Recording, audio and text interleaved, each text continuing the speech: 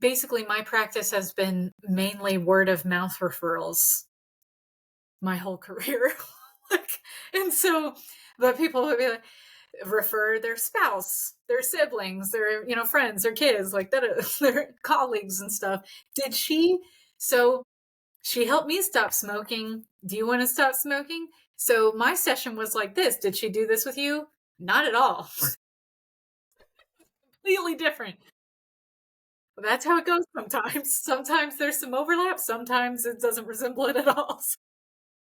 I think that there's something really powerful about that. Like I know that in a world that would put so much value as a small business owner on packaging things in order to create scalability, right? For me, there is a real beauty and a real art to finding other ways that you can scale if you want to, but by maintaining that very individualistic, hey, I'm here and I'm present with this specific person, with their specific thought forms and feelings and patterns and energies, and this is not something that I'm willing to give up for the sake of scalability. Like how you just said earlier, that we really need more therapists in the way of healers. We really need more people who are coming out and being present with people in these very healing ways, right? The world needs that more than ever. And the world also desperately needs so much less pressure on both on the individual and on the business.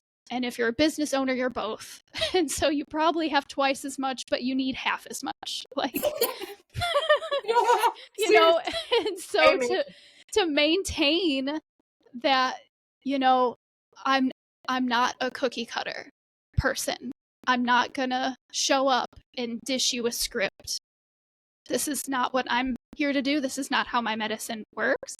I think that there's something really awesome and magical about that in and of itself. And also just in my, like, this is how my business strategy mind works, is like, if you can truly create really positive change through a formula that can be repeated, through a script that can just be played out, right?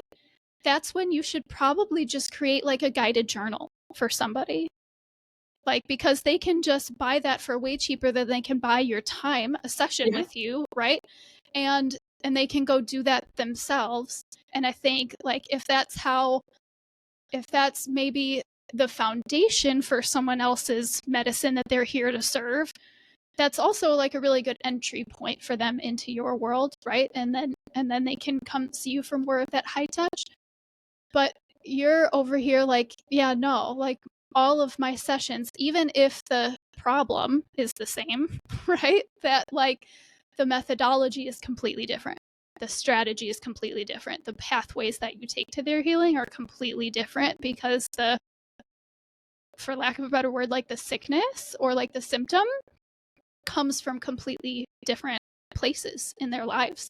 Yeah, like it totally can. It's just what might be causing one person's mind and body to cause certain cravings or have certain initial automatic reactions and these certain behaviors and stuff like that can be totally different from another person, like what's going on with them. That's, like there can be overlap, there can be patterns and stuff like that. And that's why it's just good for people to know that when they do use those entry point resources, like a guided meditation, like a journal, like a workbook, reading a book and then, journaling or something like that, and just go, it probably, even if it didn't create like a total shift, it probably pointed you in the right direction and like primed the ground